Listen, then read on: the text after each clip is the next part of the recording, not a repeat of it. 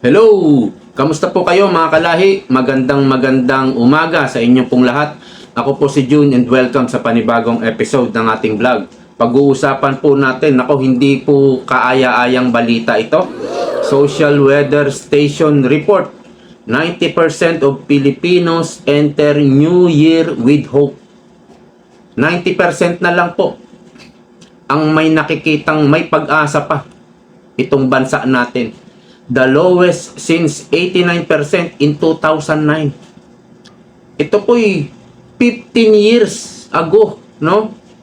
89%, 1% na lang. Kumbaga, babalik po tayo sa 2009. Ha? 15 years tayong bumalik. Ito po'y mahalagang pag-usapan dahil po ito'y pag-asa. Ito po yung pag-asa ng mga Pilipino. Sinesurvey din po ito, no? At maganda po ito ikukumpara natin mamaya noong panahon po ni Pangulong Duterte at sa ngayong kasalukuyang administrasyon. Biruin nyo, bago-bago pa lang ang ating presidente. Pero yung mga Pilipino na nagtitiwala ay nawawala na. Pero meron tayong isang vice president na patuloy na hinihimok ang mga tao. Di ba? Sa kanya lang tayo nakakarinig na huwag kayong mawalan ng pag-asa. Alam nyo, kumbaga, ang nangyayari sa ating bansa, sa ating buhay, ay may purpose ang Panginoon. Siya lang ang nagsasabi na huwag kayong mawalan ng pag-asa. Pero dito po, 10% po ng mga adult po ito, adult Pilipino, wala ng pag-asa. Wala nang nakikitang pag-asa na uunlad pa ang ekonomiya ng ating bansa, uunlad pa ang ating bansa, or may gagawing magaganda ang ating mga leader. 10% po ng adult ng Pilipino, wala ng pag-asa. Masaklap po yan, dahil importante po na pag-asa na nga lang meron tayo kumbaga, i-give up pa ng mga kapwa nating Pilipino. So, mamaya ikukumpara natin yung survey naman kay Pangulong Duterte. Pero unahin po muna natin itong mayor ng Manila na si Mayor Lacuna kung saan ginawang dugyot ang Maynila. Utal-utal na naman ako. Kumbaga, isiniksik mo sarili mo dyan, nag-mayor ka, gagawin mo lang palang dugyot ang Maynila. Diba?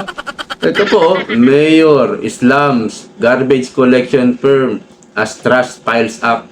Nag-piles up na po, tumaas na po yung mga, naging bundok na yung basura sa Maynila. So, ito po'y kapalpakan, Ayan yung picture, At marami pang mga lugar sa Maynila. Issue ng basura sa Maynila, January 5, 2025. Ang problema, dito kay Mayor Lacuna, ang daming sinisisi.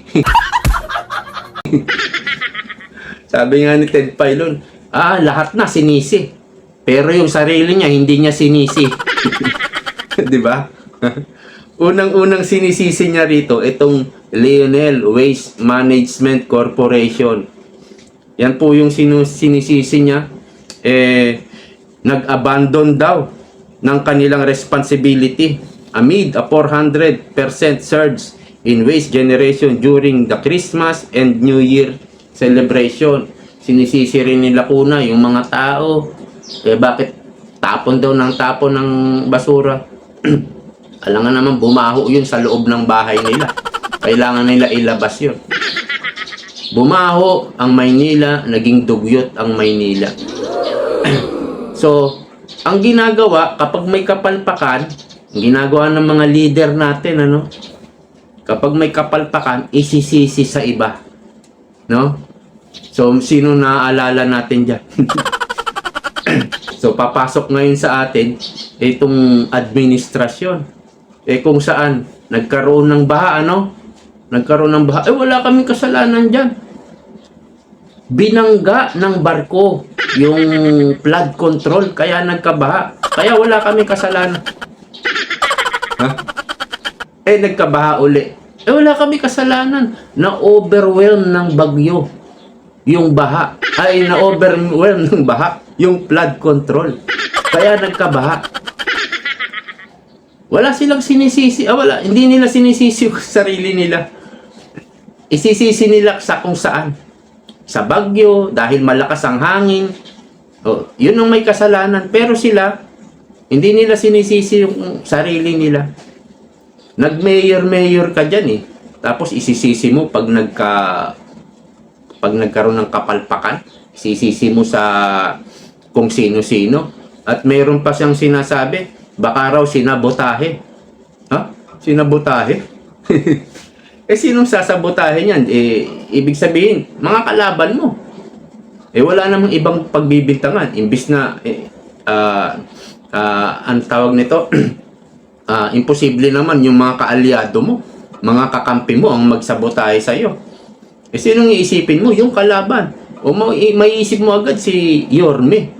Si Yorme ba nagsabotahe? Ibig sabihin, kasalanan ni Yorme? Ha? Kung bakit bumaho na yung Maynila? So, yan ang problema no? Kung ikaw ay pabanjing-banjing, parelax-relax, no? Ikaw ay mahinang mayor. Kapag nagka-problema, isisisi mo na lang sa iba. Kagaya ng administrasyong ito.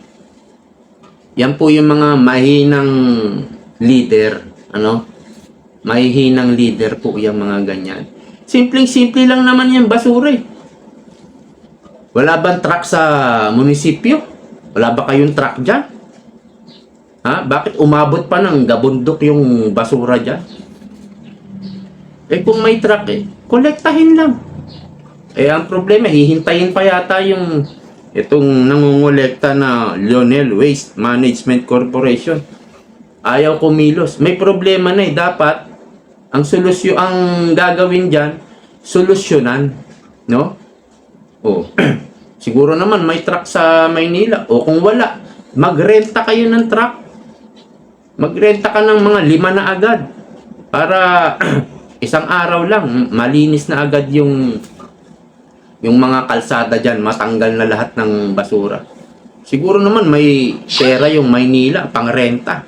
No? O kung wala, sarili mong pera nag-mayor-mayor ka Sarili mong pera, gamitin mo. Madali lang yan. Simpleng-simple lang yan. Ang kaso, umabot pa sa media. Ayan. Hindi ba't kapalpakan yan? Hindi ba't parelax-relax ang tawag mo dyan? Hindi ba't patamad-tamad ang tawag mo dyan? Biruin mo, nasilip pa ng media. Napanood ko sa balita. Paano yan? Di bumaho ngayon ang pangalan mo. Samantalang nanonood ako ng mga vlog ng mga vlogger ni Mayor. Diba? Yung mga estatwa doon sa Maynila. Talagang tinira ng power spray. Lumitaw yung tunay na kulay ng mga estatwa. Ang matindi nun, sinabon pa. Opo, napapanood ko sa vlog Sinabon, pati yung mga bangketa. Pag in-sprayan ng power spray, kikita mo yung mga tunay na bato, mga tiles. At sinasabon pa. Kaya pinabango ni Isko yan yung Maynila Tapos ang gagawin mo lang pala gagawin mong dugyot. May mga vlog ako napapanood, yung tulay sa Chinatown. Diba yung magandang tulay doon? Bago-bago pa yon. Sa ilalim nun, puro basura. Pinapakita ng vlogger Kinukunan Kaya, grabe itong mayor nyo. Mga taga Maynila, bahala kayo kung gusto nyo magdusa, no?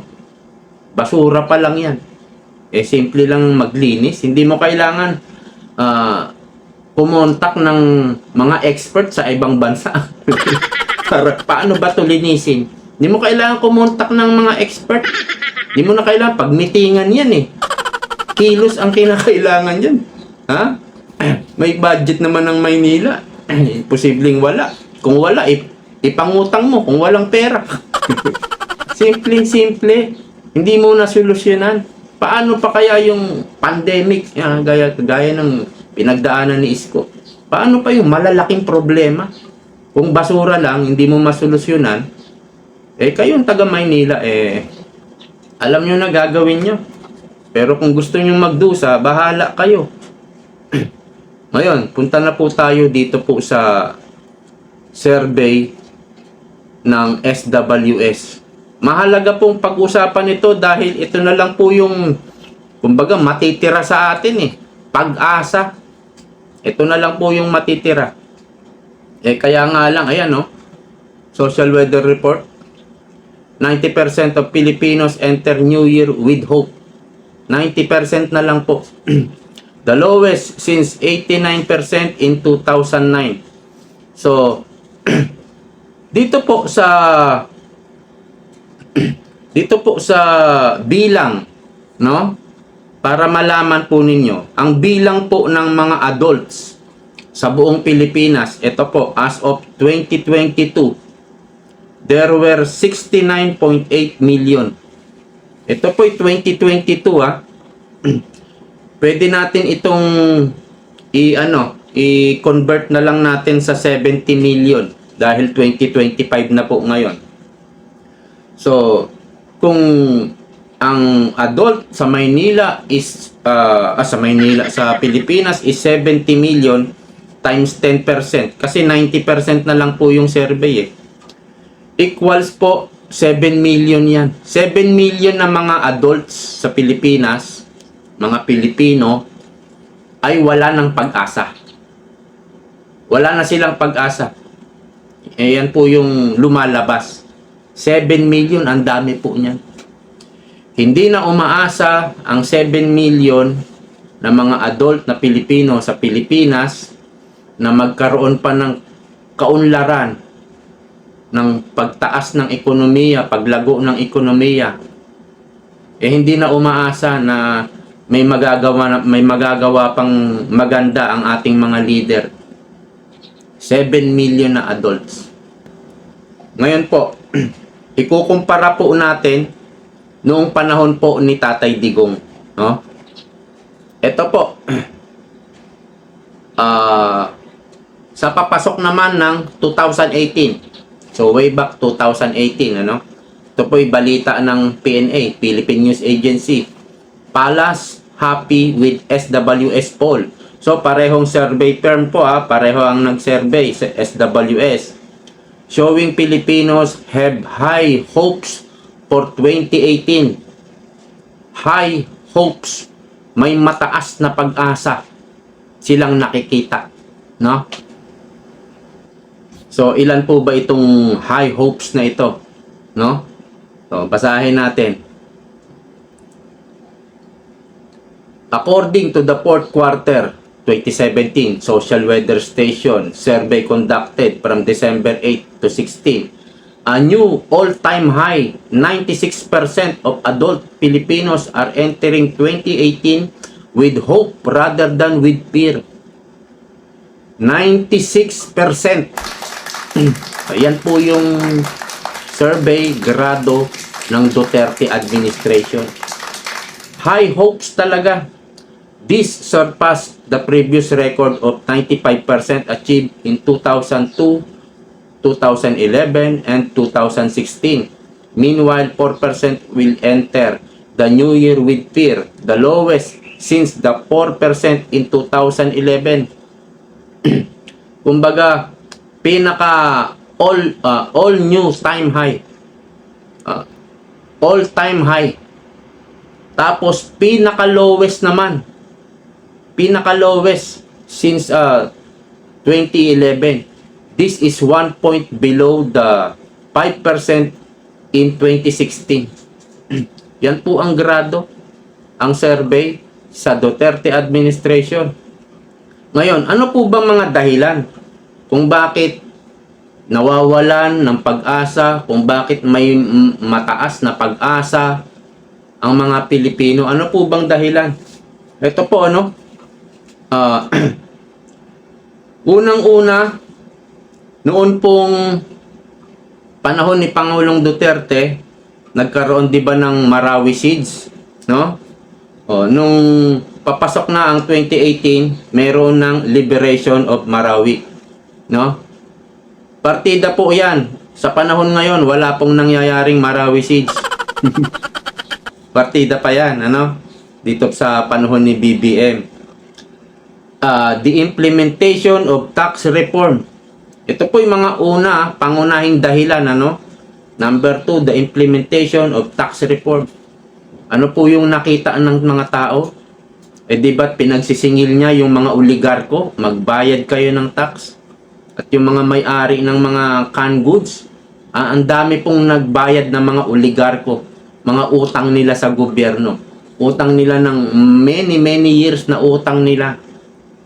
Nung siningil ni Duterte, nagbayad. Ibig sabihin, maraming pumapasok na pera. Ngayon po, ang ginawa ng BBM administration, yung taripa po ng mga rice importer, di ba't binawasan nila? Kung binawasan, di mas mababa na rin ang makukolekta nating mga buwis sa kanila. Mas mababa ng 20%, kasi dating 35%, naging 15% na lang. Yun po yung inaalala ng ating ng ating mga pinuno Yun po yung inaalala ng mga leader. Parang concerned sila sa mga rice importer. Pero ang dahilan nila, para daw bumaba ang presyo ng bigas. Kaya lang wala pong pagbaba. Natapos na po ang 2024, walang pagbaba sa presyo ng bigas. So, another budol. Yan po ang nakita natin, di ba? Yan po ang katotohanan, hindi bumaba ang presyo ng bigas. So, inutil po itong rice tarification na pagtapyas ninyo. Ang nakinabang lang yung mga rice importer. Diba? Number 3, high investment in infrastructure. Ito po yung number 3. Kung kaya't ang ang taas ng pag-asa ng mga Pilipino nung panahon ni Duterte. High investment in infrastructure. Ngayon po, mayroon bang high investment? Tinapyasan nga ng budget yung DOTR Di po ba? Yung subway po, meron pong mga parte dyan, funded yan ng Japan. No? Yung JICA. May mga parte naman, ang gobyerno naman ng Pilipinas ang namamahala. Hindi po binigyan ng pondo ng Kongreso. Ibig sabihin, yung infrastructure, wala sa kanila yan. Wala silang pake dyan. No? Ang importante, yung sarili nila. Yung mga politiko, kailangan bigyan nila ng pork barrel. Yun ang importante sa kanila. Hindi yung infrastructure. Kaya, bumaba ang percentage ng mga adult Filipinos na wala ng pag-asang nakikita dito sa Pilipinas. This 2025. This year, 2025.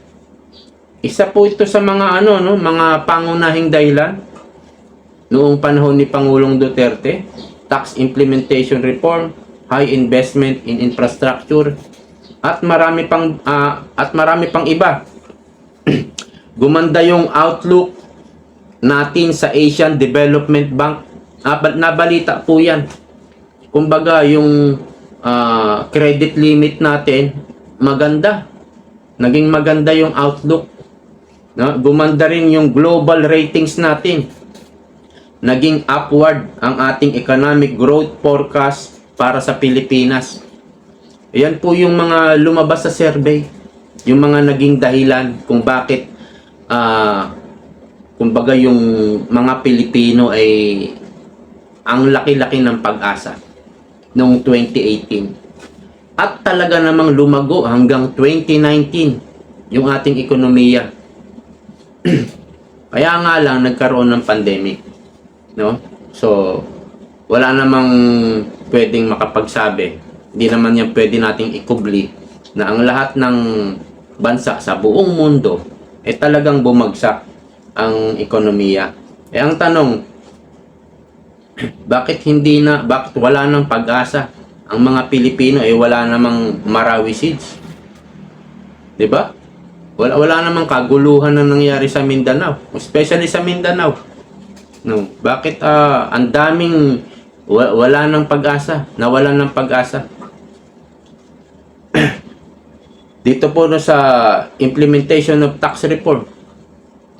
Ayan po ang nangyayari. Nagbigay na ako ng halimbawa kanina.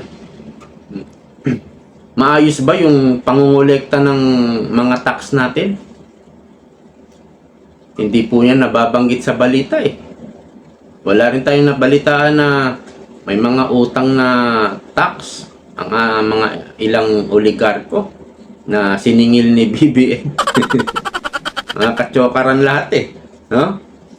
High investment in infrastructure. Yan ang bagsak. Pero nyo yung kinikwento ko nga na subway. Kasi may mga station yan, di ba? Sagot na ng gobyerno ng Pilipinas yan.